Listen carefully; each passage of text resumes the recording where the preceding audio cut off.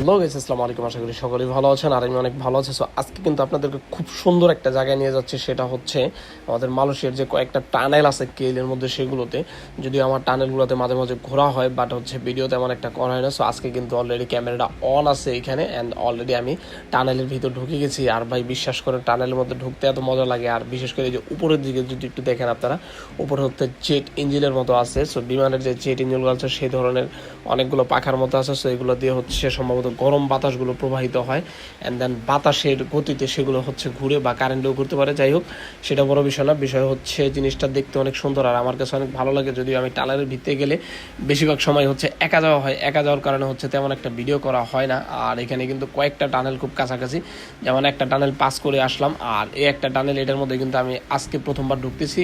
আর অন্য টানেলগুলো যদি আমি সোজা দেখতে পাই, এই টানেলটা একটু বাঁকা ছিল, আমি তো একবার একটু ভয় পেয়ে গেছিলাম যে সম্পূর্ণ ফাঁকা ফাঁকা, মানে ঘটনা কি আমি ছাড়া আর কেউ নাই বা কোনো বাইকার নেই এখানে, কি বাইক ঢোকা নিষেধ নাকি এরকম। সো যাই হোক, তারপরে সামনে যাওয়ার পরে দেখলাম যে একটু জ্যাম লেগে আছে। সো এটা কেএলসিসির পাশাপাশি। সো জ্যাম থাকার যাই থাক ভাই, আমাকে তো আর কেউ আটকে রাখতে পারবে না। আমি হচ্ছে আমার সাইড নিয়ে রওনা দিয়ে দিছি, আমি বের হব। সো অস্থির একটা অবস্থা, ঠিক আছে। মানে টানেলের মধ্যে ঢুকলে অন্তত বাইরের পরিবেশটা যেই ধরনের গরম, ভিতরে এমন একটা গরম নেই। তার কারণ ভাই আজকে এমনিতে তাপমাত্রা ছিল অনেক, যদিও বিকালে বৃষ্টি ছিল। আর আমি হচ্ছে বেরিয়েছি দুপুরে, বাট দুপুরবেলা ছিল প্রচুর তাপমাত্রা। প্রচুর তাপমাত্রার কারণে হচ্ছে রাস্তাগুলো প্রচণ্ড হিট ছিল, অ্যান্ড দেন আমি হচ্ছে একটা হাফাতা টি শার্ট পরে বেরিয়েছিলাম, যার কারণে আমার অবস্থা একবারই খারাপ হয়ে গেছিলো। সো খারাপ হোক আর যাই হোক, কিছু করার নেই, যেহেতু এখন বাড়িতে যাচ্ছি যাওয়ার পথে। সো আমি কিন্তু ওই দিক থেকে আসছি, অ্যান্ড দেন এখানে ঢুকবো। সরি, টানেল আরেকটা ছিল, ওটার মধ্যে ঢুকলাম না, কারণ এখান থেকে হচ্ছে সম্ভবত আমার বাড়ির রাস্তাটা একটু শর্টকাট। সো এই কারণে যাবো এখান থেকে। আর এখান থেকে কিন্তু আমি কয়েকটা শর্ট ভিডিও নিয়েছি, জায়গাটা অনেক সুন্দর। অ্যান্ড দেন তারপর পরে কিন্তু আমি হচ্ছে আবার বের হয়ে পড়েছি। আর আরেকটি বিষয় কোনটা, যদিও একদিনে অনেক প্ল্যান থাকে, বাট সব কিছু করে ওঠা হয় না ভাই, বিশ্বাস করেন। যদিও বাইক নিয়ে বের হয়, বাইক নিয়ে বের হলেও মানে শরীরে এত পরিমাণে এনার্জি থাকে না। আর ক্রেতা নিয়ে বের হলে সেই সময় তো মনে করেন যে রাস্তায় জ্যাম থাকার কারণে হয় না। মানে গরমের মধ্যে বাইক চালানোটা যে কত একটা কষ্টের ব্যাপার, সেটা আমি আপনাদেরকে বলে বোঝাতে পারবো না। প্রচুর একটা পেইনফুল।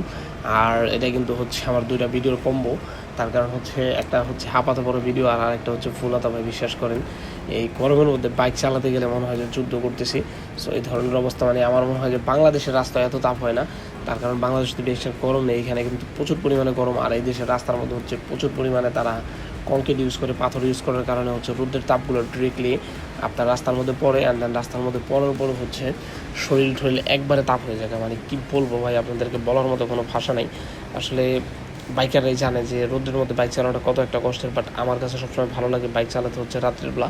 আর আমি বিশেষ করে রাত্রে বেরোই। সো যাই হোক গাইজ, আজকের ভিডিওটা আর বেশি লং করবো না, তার কারণ আপনাদেরকে মূল উদ্দেশ্য ছিল টানেল দেখানো, সেটা মোটামুটি দেখালাম। আর খুব তাড়াতাড়ি আপনাদের কাছে বড় বড় ভিডিও নিয়ে আসতেছে ইনশাল্লাহ, খুব ভালো ভালো। আসলে সময়ের সমস্যা, এখন সময়ের চেয়ে বড় সমস্যা আর কিছু নেই, বাট সব কিছু অ্যাডজাস্ট করে খুব তাড়াতাড়ি সুন্দর সুন্দর ভিডিও করবো ইনশাল্লাহ। সো দোয়া করবেন আমার জন্য। ভালো থাকেন, সুস্থ থাকেন সকলেই। আল্লাহ হাফেজ।